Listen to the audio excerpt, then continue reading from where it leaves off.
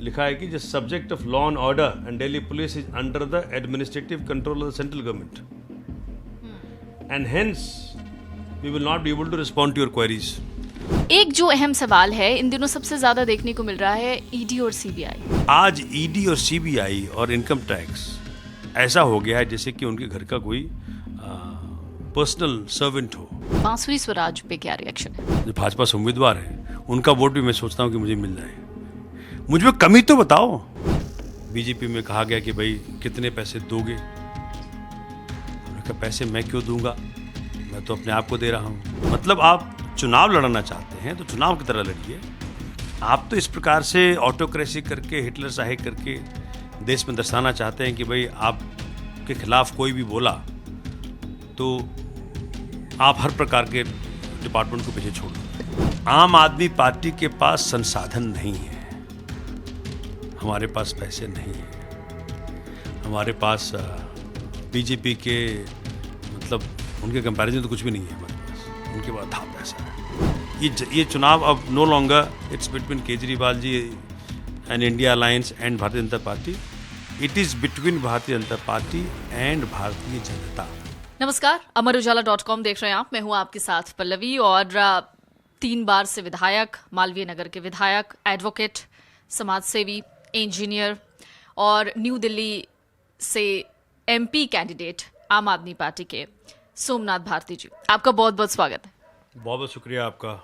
आज तो जितना भी मैंने बताया कि सोशल वर्कर, इंजीनियर और इसके साथ ही विधायक 3 बार, और जब मार्जिन की हम बात करें तो मार्जिन भी लगातार बढ़ता ही गया। मतलब अपने प्रतिद्वंदी को हराने का जो इनका सिलसिला था वो रुका नहीं और हर बार वो मार्जिन बढ़ाते गए। तो सोमनाथ जी, सबसे पहले जो मेरा बेसिक सवाल है वो ये, बाकी चीज़ें तो हम बाद में बात करेंगे, लेकिन एक बेसिक सवाल कि नई दिल्ली के बारे में आपने क्या सोचा है? अगर नई दिल्ली की जनता आपको चुनकर संसद पहुंचाती है तो क्या सोचा है आगे की? कोई ऐसी प्लानिंग जो आप हमसे साझा करना चाहें इस वक्त? जो आपने नई दिल्ली की बात की, नई दिल्ली लोकसभा में 10 विधानसभाएं हैं, मालवीय नगर उसमें से एक है जिसमें मैं 10 साल से हूं। जनता का अथाह प्यार मिला है मुझे यहाँ, उनका प्रेम अथाह मिला है मुझे। जितनी सेवा करने का अवसर दिया है जनता ने, मैं अनुग्रहित हूं। तो पहली चीज, जो मॉडल मैंने मालवीय नगर विधानसभा में लगाया उसी का एक एक्सपेंशन होगा। जो सेवा भाव, जो सेवा का दायरा मालवीय नगर विधानसभा क्षेत्र हमारा रहा, उसका दायरा बढ़ जाएगा। तो फिर 9 और विधानसभाएं आ जाएंगी। तो जिस प्रकार से यहाँ की जनता ने मुझे 24/7 देखा है, अवेलेबल, अकाउंटेबल, आंसरेबल, जिम्मेदार, जवाबदेह, उपलब्ध, तो इसका जो दायरा बढ़ेगा पूरा 9 और विधानसभाएं, तो ये मॉडल मालवीय नगर का एक्सपैंड हो जाएगा। नंबर 1।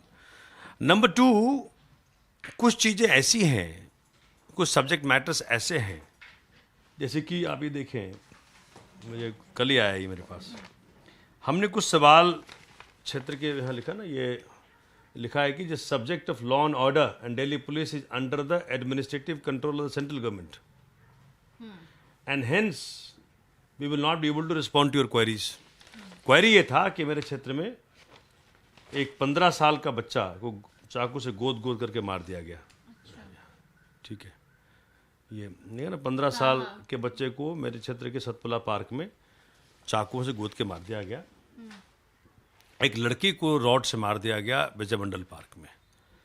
इन समस्याओं के समाधान के बारे में मैंने पूछा अपने सदन से कि कहाँ तक जांच पहुंची, तो जवाब में ये आया कि जी इन समस्याओं का जवाब हम आपको नहीं दे सकते क्योंकि लॉ एंड ऑर्डर आपके अधीन नहीं आता है। अच्छा। तो मैंने जी साहब को ये कहा कि चूंकि आपने मुझे विधानसभा से जवाब नहीं दिया, तो जनता इतनी पावरफुल है कि जनता मुझे उस सदन में भेज देगी जहां से इसका जवाब आपको देना ही पड़ेगा। संसद। तो एलजी साहब ने कहा कि हम क्या कहें आपको, लेकिन जनता का ये जो रिएक्शन है, मैं जनता से आके बार बार पूछा कि देखो इस सवाल का जवाब नहीं दिया, क्या मुझे भेजोगे लोकसभा? बोले बिल्कुल भेजेंगे, इसका जवाब लेके आना।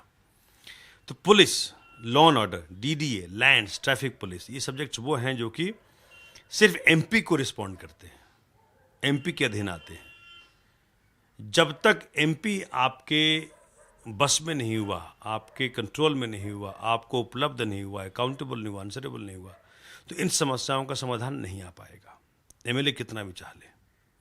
तीसरा, सदन में क्षेत्र की जनता की आवाज आज तक गूंजी नहीं, दिल्ली की समस्याओं की आवाज आज तक गूंजी नहीं। दिल्ली के जब अधिकार काटे जा रहे थे, छीने जा रहे थे, तो सांसदों ने, जो भाजपा के साथों सांसद थे, उन्होंने आज तक कभी कोई मामला उठाया नहीं।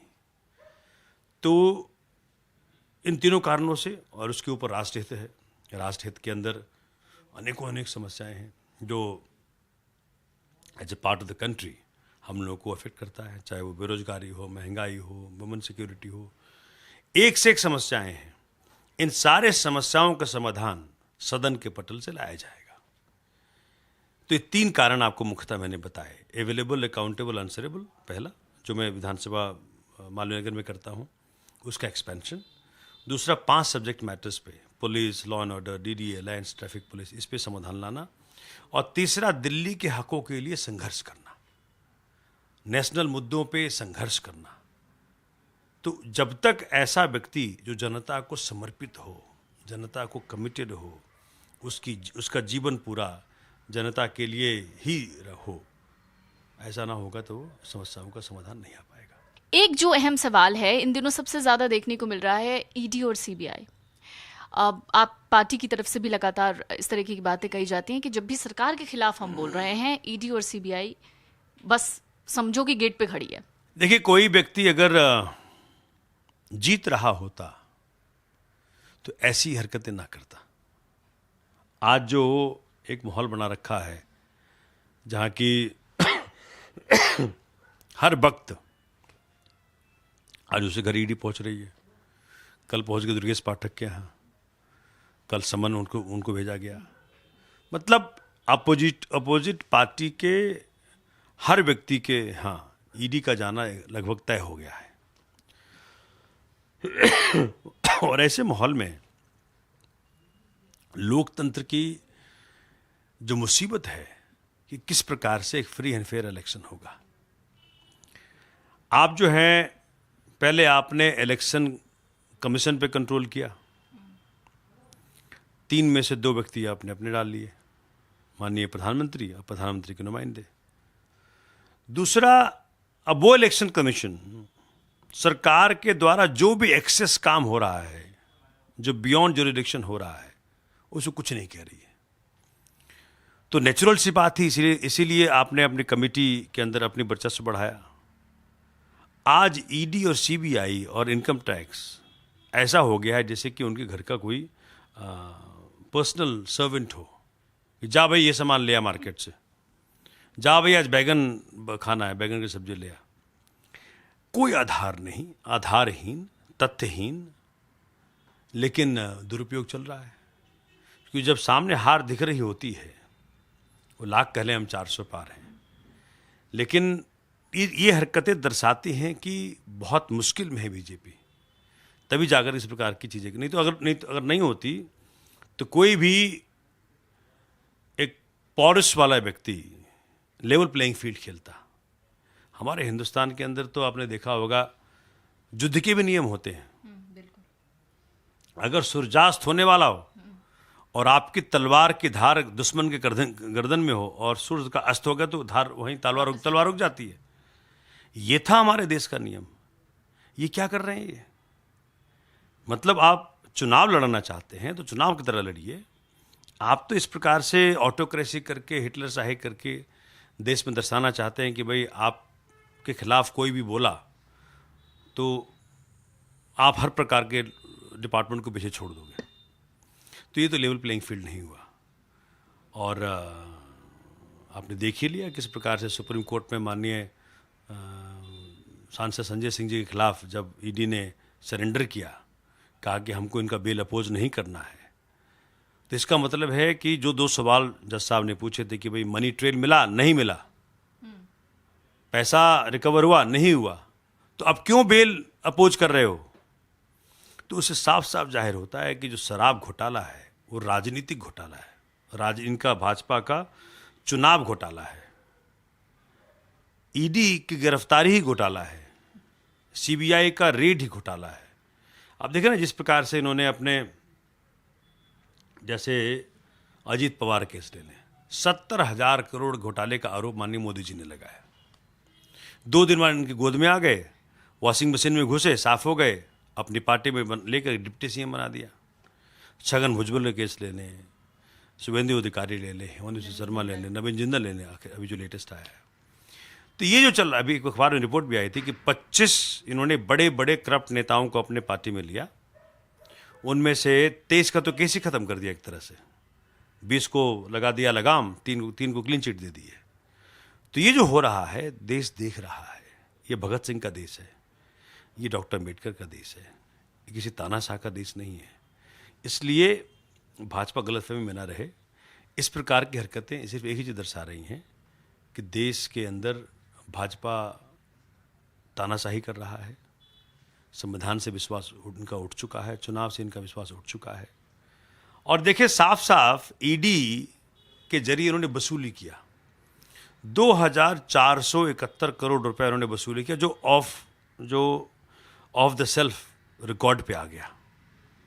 जो ईडी का घोटाला हुआ, जो एसबीआई ने जो डेटा दिया इनको, जो इलेक्ट्रल बॉन्ड से घोटाला हुआ, कि कैसे ईडी को पहले भेजा कंपनियों पे, कंपनियों से फिर इसने अपने खजाने में पैसे लिए और फिर केस ड्रॉप कर दिया। इससे बड़ा घोटाला क्या होगा इस देश में जिसकी जांच नहीं हो रही? हमारे अतिशी जी ने कई बार इस बात को उठाया, सौरभ जी ने उठाया, लेकिन कोई सुनने को तैयार नहीं है। अब तो कोर्ट से भरोसा है कि माननीय उच्चतम न्यायालय या माननीय उच्च न्यायालय इसका संज्ञान लें और इस पर सुओ मोटो एक्शन लेना चाहिए उनको। तो कुछ छोटे छोटे सवाल होंगे मेरे आपसे। बांसुरी स्वराज पे क्या रिएक्शन है? देखिए, भाजपा ने उनको टिकट दी है, लड़ें चुनाव। जैसे देखिए, मैं मोदी नहीं हूं, मैं किसी व्यक्ति को इस प्रकार से नहीं करना चाहता कि भाई लेवल प्लेइंग फील्ड ना रहे। उनका हक है चुनाव लड़ने का, लड़ने चुनाव, मेरी शुभकामनाएं उनको। अच्छा, एमएससी किया आपने, उसके बाद फिर आपने लॉ किया, फिर आप राजनीति में आए।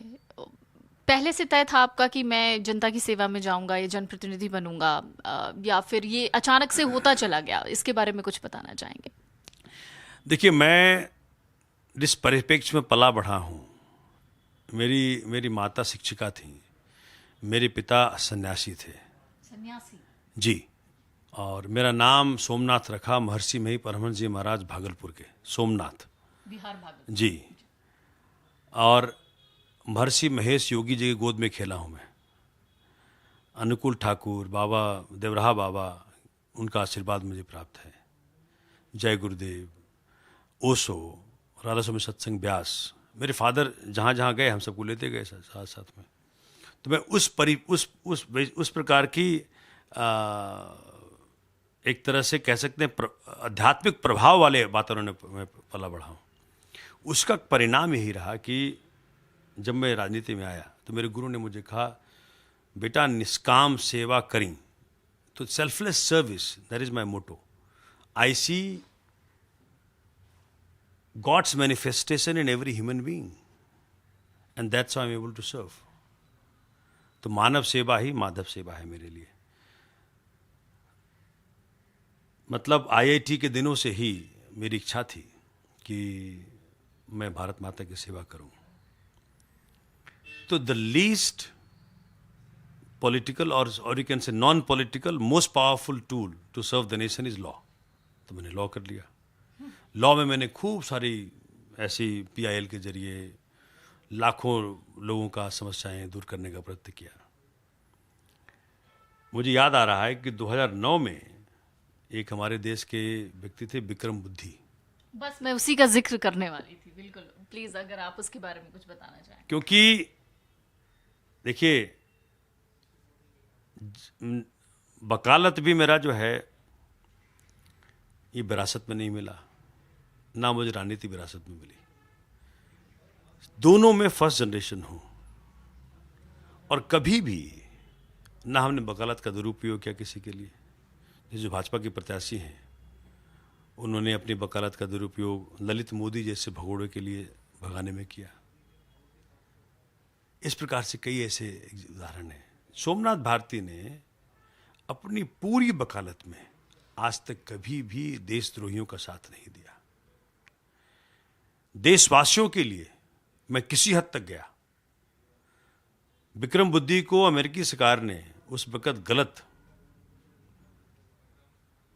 किसी ऐसे दबाव डालने, उनके पिता के ऊपर दबाव डालने के लिए उनको अरेस्ट कर लिया था।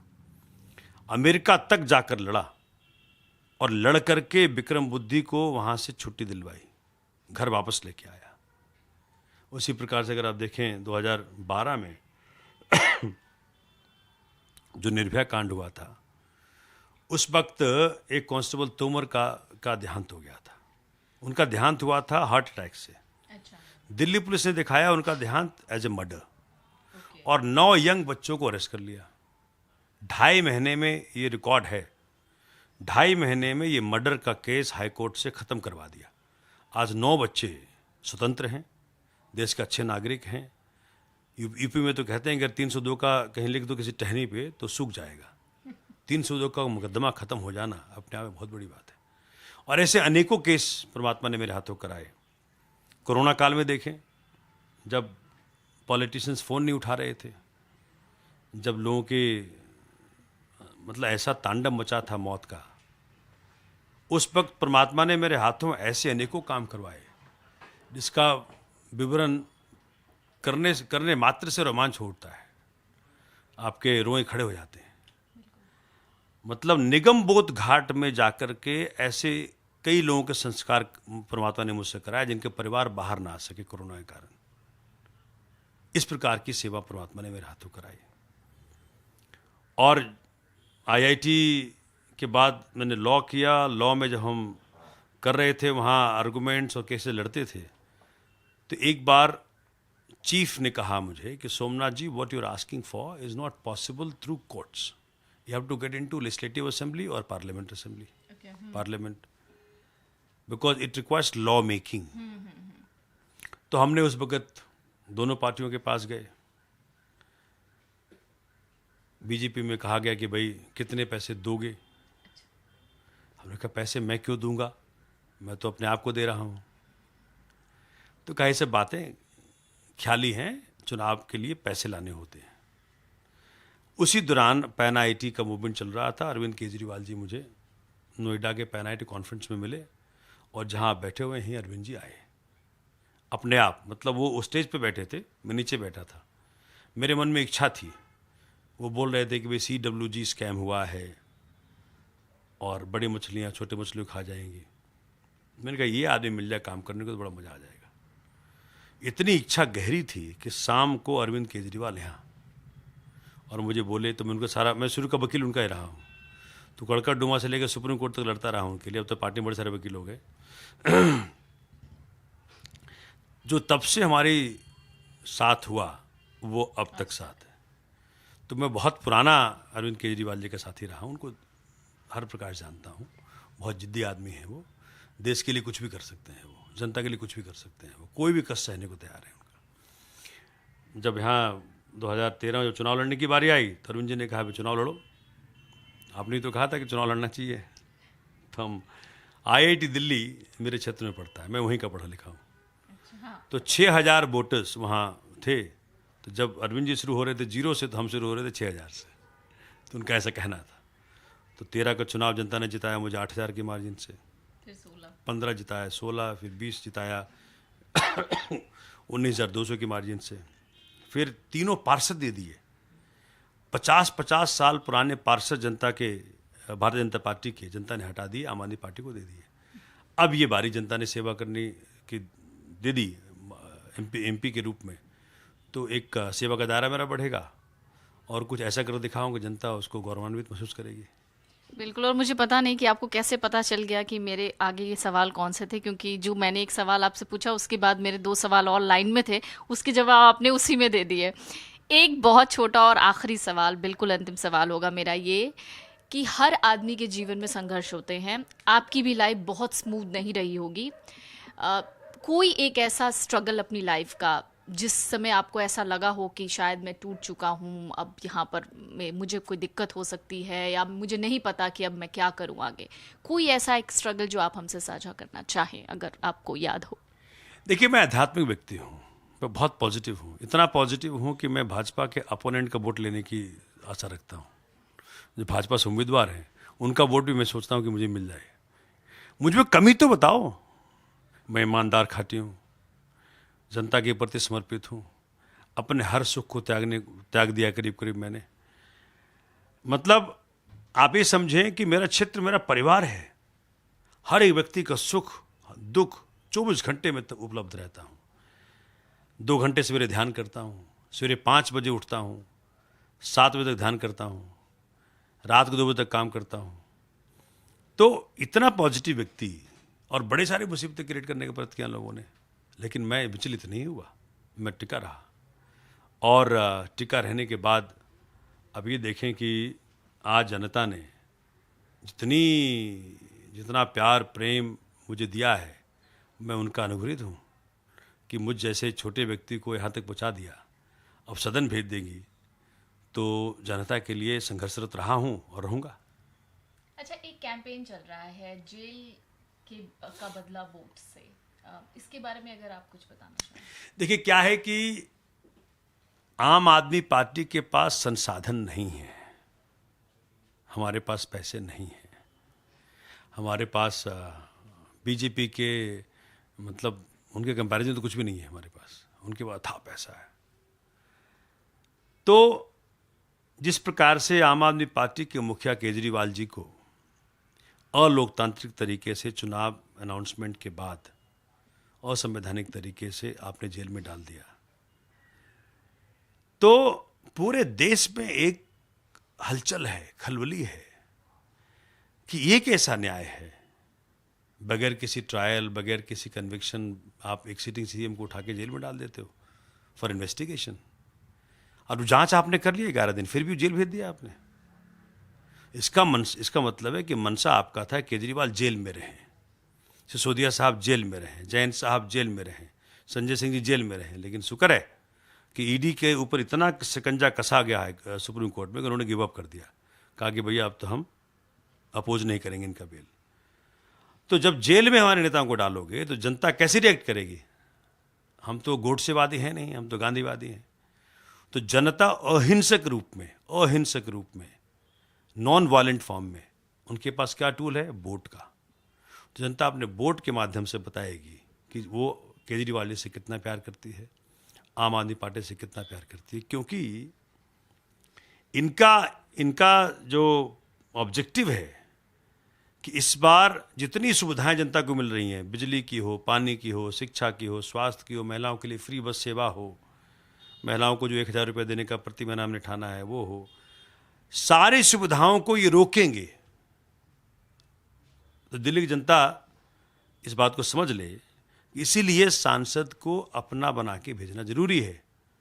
अगर सांसद आम आदमी पार्टी के इंडिया अलायंस के नहीं गए तो आने वाले समय में ये सारे सुविधाओं को रोक देंगे, आपसे छीन लेंगे, चूंकि उनको आपसे जेलसी है। मोदी जी को 25 साल में भी एक स्कूल नहीं बना पाए गुजरात में, केजरीवाल जी ने इतने स्कूल बना दिए। हमारे बच्चे जा रहे हैं, लॉयर्स बन रहे हैं, डॉक्टर्स बन रहे हैं, इंजीनियर्स बन रहे हैं। गरीबों के बच्चे कभी इस प्रकार से बनते होते? ये तो केजरीवाल जी की दूरदर्शिता है, सिसोदिया साहब का मेहनत है, आम आदमी पार्टी का विजन का कमाल है, किस प्रकार से सुविधाएं जनता को मिल रही हैं। इसलिए इस बार जेल के बदले वोट। मैं गया था दिल्ली कैंट में, प्रचार कर रहा था, वहाँ मुझे रोक दिया, प्रचार नहीं कर सकते। मैंने कहा क्यों? कहते ये 144 लगा हुआ है। मैंने कहा 144 में तो दिखा ऑर्डर किधर है? ऑर्डर नहीं है। अच्छा। कह रहे हैं कि जी, मैंने कहा चलो मैं 4 कर लेता हूँ, वो तो 5 और जो उससे ज़्यादा लोग हैं उनको रोक सकते हो। कहते नहीं 4 भी नहीं कर सकते। इसका मतलब है कि एक तरह से ना मेरे नेताओं को जेल भेज दिया, मुझे प्रचार करने से रोक रहे हो। तो जनता इस बार चुनाव लड़ रही है। ये चुनाव अब no longer it's between Kejriwal ji and India alliance and Bharatiya Janata party, it is between भारतीय जनता पार्टी एंड भारतीय जनता। तो जनता जब चुनाव को अपने हाथ में ले ले फिर चुनाव का रंग कुछ और हो जाता है, और वही हिंदुस्तान में होने वाला है। और हमसे बातचीत करने के लिए आपका बहुत बहुत शुक्रिया। बहुत अच्छा लगा सर आपसे बातचीत करके। अगर आप ये वीडियो YouTube पर देख रहे हैं तो हमारे चैनल को सब्सक्राइब करें और बेल आइकन को दबाना ना भूलें। अगर आप Facebook पर ये वीडियो देख रहे हैं तो हमारे पेज को लाइक करें।